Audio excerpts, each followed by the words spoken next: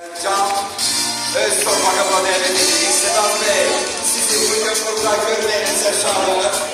Bugün ince senet insanlığın burada olması bizim için bir şerefti. Zahmet olmasa ödülü teklif ederdik. Zahmet olmasa Sedat Bey, elbirlerinizle birlikte sizinle şekil çektirek. Daha bir şekil çektirirsiniz.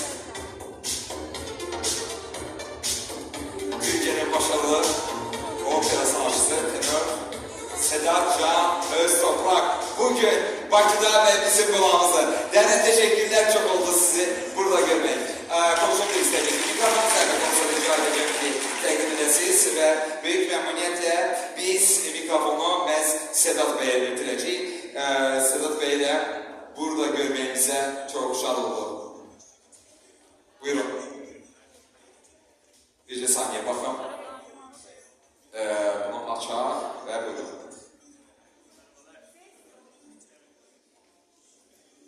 Bir saniye. Bizim mikrofonumuzda aslında var. Ses sadece bir balcıkçıdan varsa yeterli. Evet. Herkese merhabalar. Öncelikle yurt dışında kardeş ülke Can Azerbaycanlı'nın en iyi isimlendirildiği böylesine çok önemli bir uluslararası törende dünyanın her yerine ve her milletten çok değerli isimlerle birlikte ben de opera alanında yılın en iyi opera sanatçısına layık görünüş olmaktan ve güzel ülkemi, Türkiye'mi uluslararası arenada herkesten aynı şekilde temsil etmiş olmaktan dolayı çok gururluyum. Layık gören tüm değerli isimlere tekrardan çok teşekkür etmek istiyorum. Teşekkürler Sedat Bey. Minnettarım size. Çok hoş oldu size bugün burada görmek.